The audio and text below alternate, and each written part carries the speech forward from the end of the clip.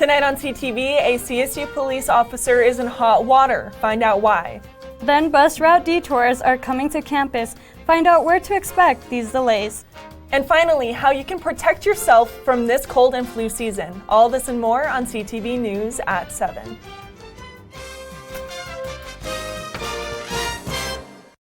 We begin with our top story tonight. I'm Lauryn Orcutt, joined by Jen Platero, filling in for Edgar Cedillo. Fort Collins police issued a Medina alert after a serious crash took place on the intersection of Mulberry Street and House Street. That's right. Police are looking for a red or maroon vehicle. It may have been a Honda CR-V. If there is any damage to the car, it is most likely on the front passenger side. If anyone has any information, police are asking for your help. CSU police will not be citing an officer that was recorded driving by a stopped school bus on Mulberry Street yesterday morning. In a statement to the Coloradoan, Del Rey Ceravola stated that the doors on the bus opened as the officer drove past the bus, not as it approached it. Colorado law states that drivers are required to stop on both sides of the road unless there's a physical barrier. This section of Mulberry where the incident took place did not have that physical barrier. Larimer County sheriffs are investigating the death of a Bellevue man who was identified as 53-year-old Stanley Scott. The death has now been ruled a homicide by officials and the investigation is still ongoing. Scott's body was found about 45 miles west of Fort Collins on Old Flowers Road and Pingree Park Road. Anyone with information about the case is asked to contact Larimer County Sheriffs at 970-498-5143. There's a lot going on in the world of the CSU Student Senate right now, including something never seen before on the Plaza. Here to tell us more is Senate correspondent Kenneth Frederick, live on the Plaza. Thanks, Lauren and Jen. I'm standing here in front of the Plaza in the new ice skating rink, here just in time for cold weather and Valentine's Day. The ice skating rink is brought to us by the Senate to promote education during Black History Month. The Senate had a busy night last night. They talked about bills discussing a possible suicide prevention event and a possible art installation in the Clark Plaza. It was a night of two firsts at the Senate. One was to save lives, the other to use art as a tool to bring diverse communities together. The first, Operation Bear Hug, is an event to promote suicide prevention. It was put forward by Senator Josh Johnson and Ryan Kropp, who represent veteran students. The proposed bill would fund an obstacle course that can only be completed if teams work together. The goal is to show participants that they aren't alone. You bring together co-ed teams of 5, and you start and finish each obstacle together. The Senate loved the idea and passed the bill unanimously. The second bill wasn't as well received. The $40,000 proposal would place up to 5 statues near the Clark Plaza to represent diversity and inclusion on campus, following recent racial incidents at CSU. Some senators liked the idea behind the sculptures, but others were concerned about the cost and the possibility the statues could be vandalized. It's an easy and huge target that will only inflame issues and actually make things worse. In the end, the bill was voted down.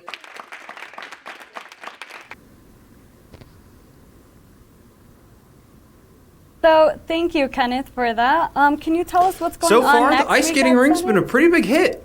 Reporting live from the Plaza, I'm Kenneth Frederick, CTV 11 News. What's coming up next week for Senate, Kenneth?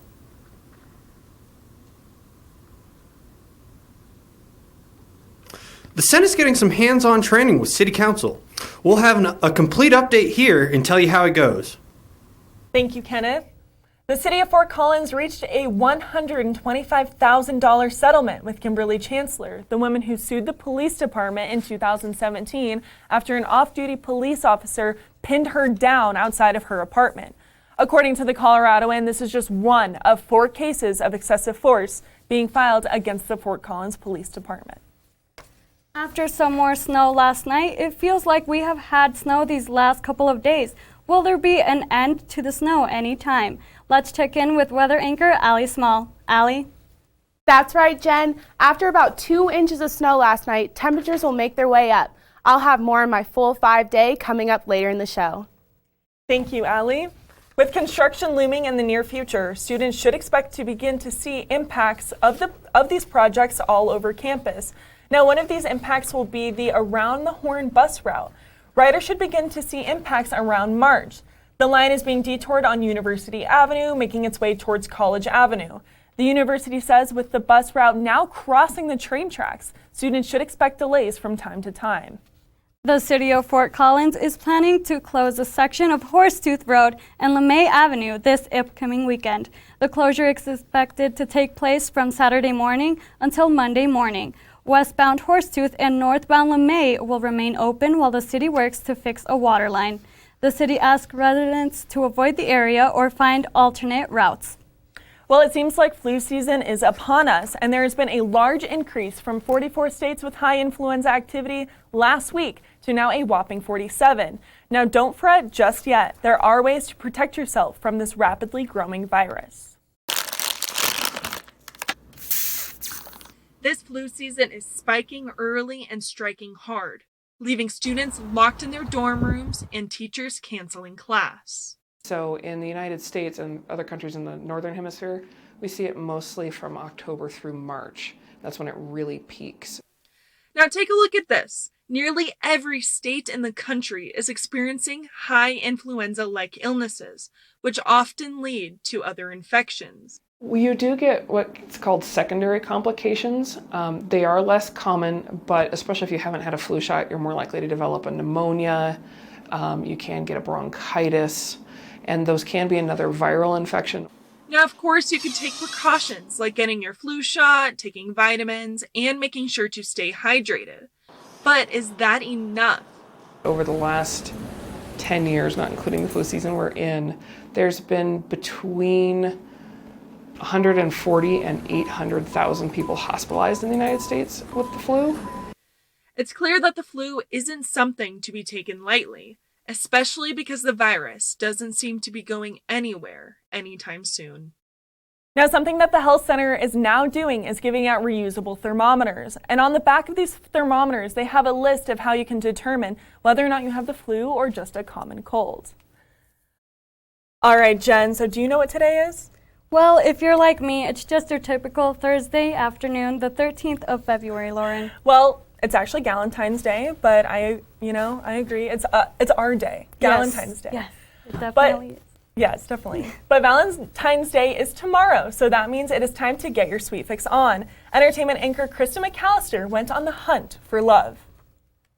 You're right, but I found chocolates instead. Find out where I fell in love with these sweets after the break.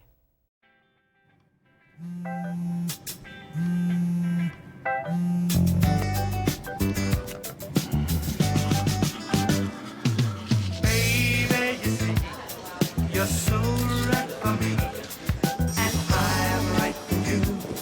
I love the things you do, like sweet tasting wine. Your lips are so divine.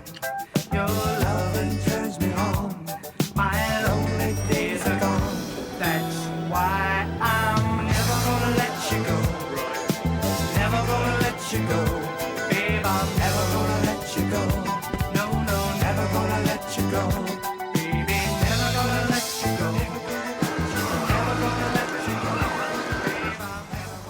Here you go. Thank you. Thank you.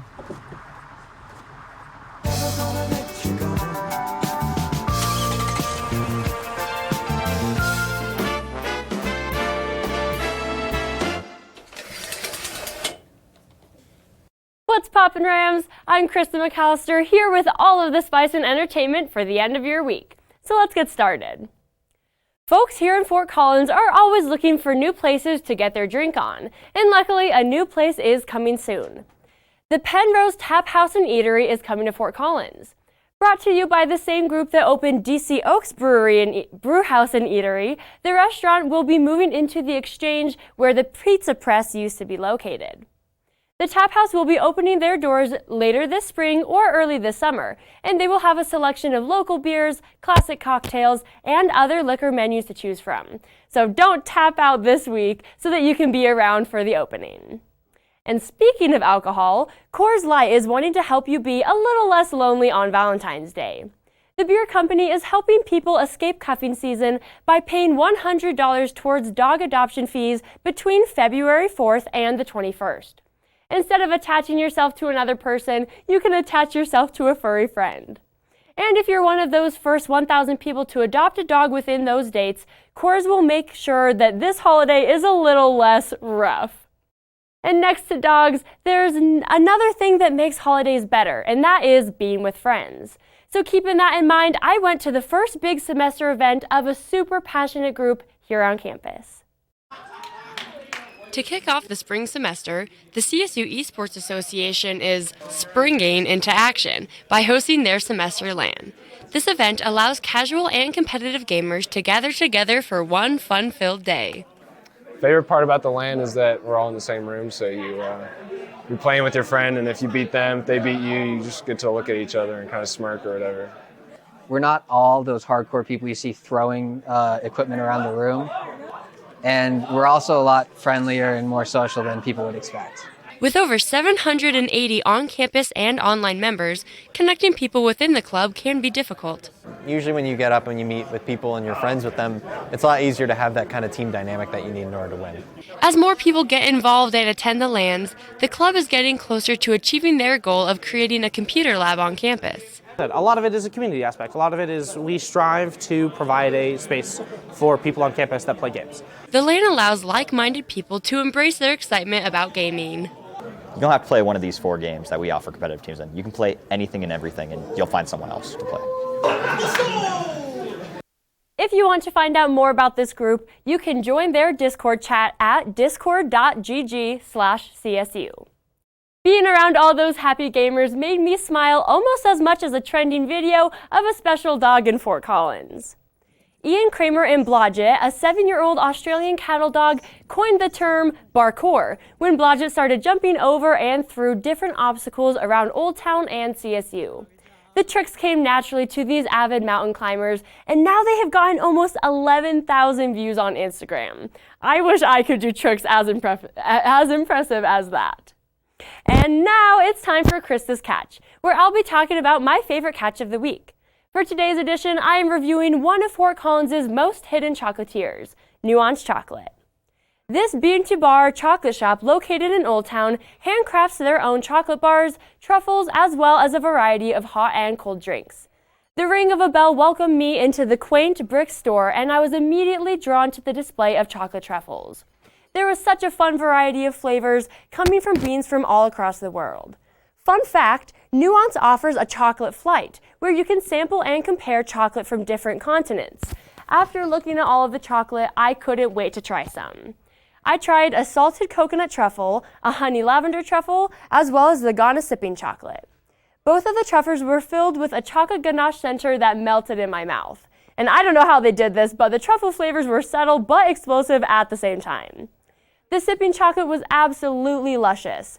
I thought that the 3 ounces of chocolate wouldn't be enough, but it was so thick and had just the right amount of rich to bitter ratio that I was perfectly happy with the amount that I received.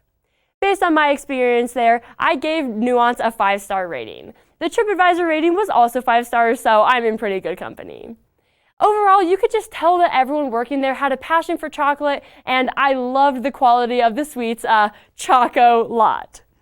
Well, Rams, that's all that I've got for you, but make sure to tune in after the break to hear Allie Small tell you what's going on with the weather.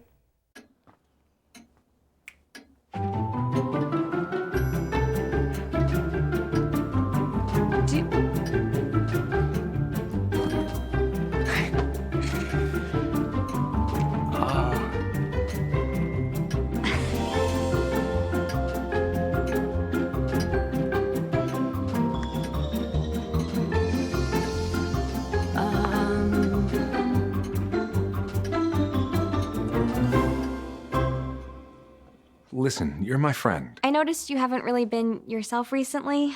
Yeah, I feel like something's up. How are you? Are you okay? Is there anything you want to talk about? I just want to know how you're feeling. And listen, even if you don't know what to say, I'm here to talk. No matter what you're going through, I just want you to know I'm here. I've got your back. When you want to talk, I'm here.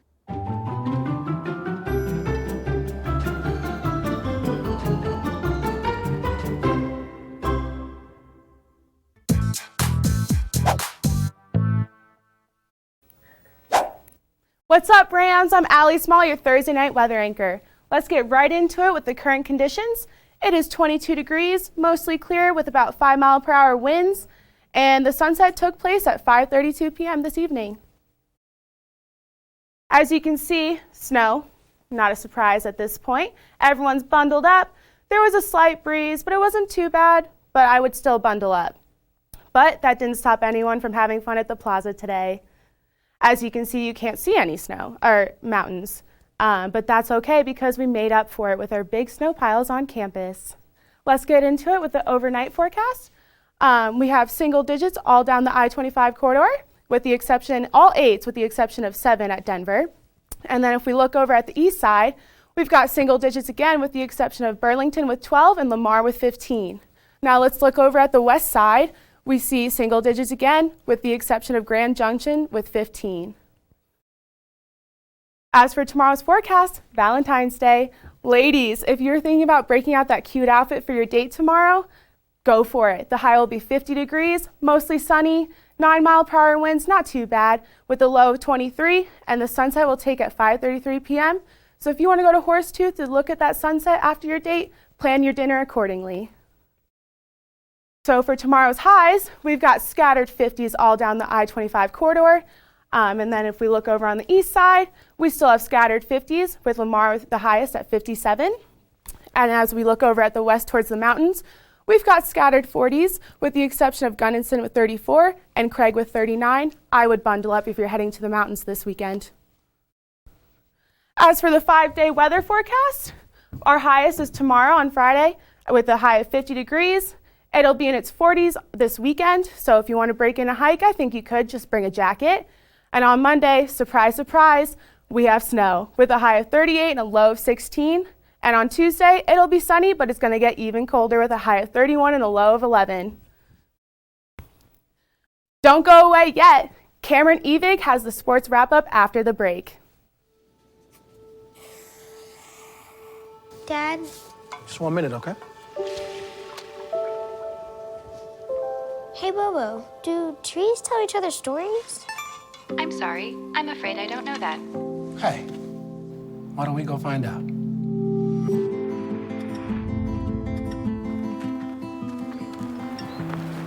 Listen. Do clouds take naps? I couldn't tell you.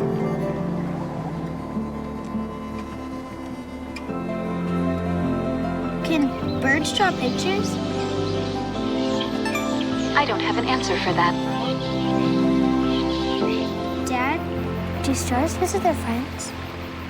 Look!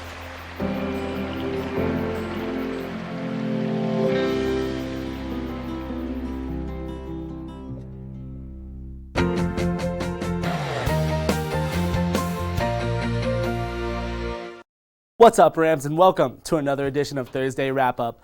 I'm Cameron Evig, filling in for James Hall. The Rams took on the Utah State Aggies on Tuesday and were looking to flip the script from the last time these two faced off. As you can see here, you got Isaiah Stevens with a nice little floater over the lane. That was a tall defender there from Utah State. He had a pretty good game himself. Stevens again into Roddy. Roddy down to the paint. That's Carvacho under the basket. He's not going to miss those. We know how reliable Nico is in that painted area. Chris Martin does a great job there, sending his feet, takes that charge. Great turning point in the game for the Rams. Chris Martin once again, top of the key, three-pointer, bang, goes right in. A great play from Chris Martin. He had a good game himself. Right here, you got David Roddy with a great drive and a great two-handed dunk from Roddy. You're not getting in that man's way on his way to the basket.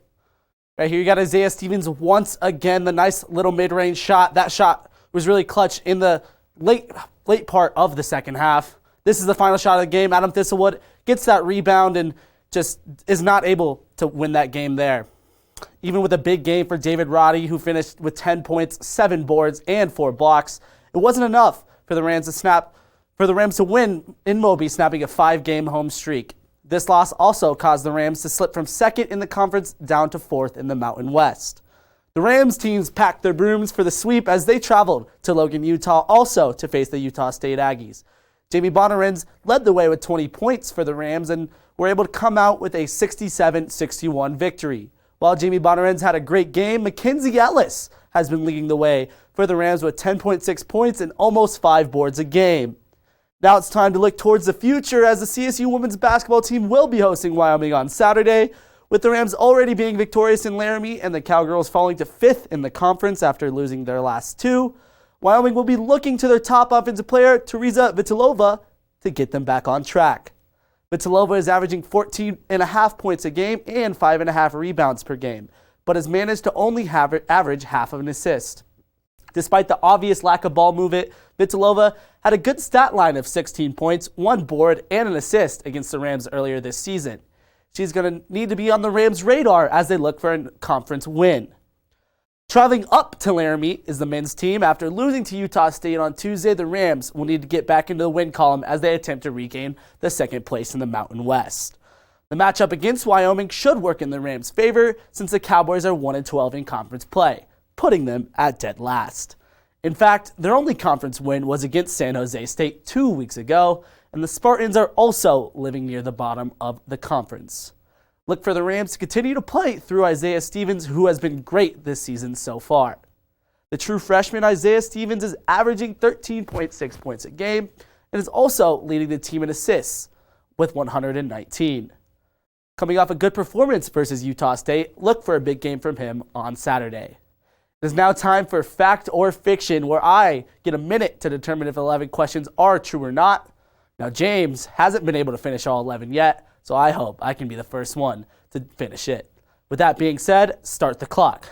Number 1, the Nuggets are the deepest team in the NBA. The Nuggets are the deepest team in the NBA. They have several players on their bench that could start on lower level teams. Iguodala improves the Heat. Iguodala does great wonders for the Heat. The Heat lack a lot of wing players. They needed Iguodala on the Heat. Very good team now. CSU men's basketball will win the Mountain West tournament. Absolutely not. San Diego State is insane right now. No way they're beating San Diego State. Joe Burrow will go on to draft will be the number 1 in the NFL draft. Joe Burrow, great quarterback, going to the Bengals with that number 1 spot, yes. Timberwolves will make the playoffs. Timberwolves are not going to make the playoffs. D'Angelo Russell is a great addition. You're going to need a couple more years for that team to develop, though. Tom Brady will retire as a Patriot. Tom Brady is going to play 1 or 2 more years as a Patriot and then retire there. CSU women's basketball finish with above a 500.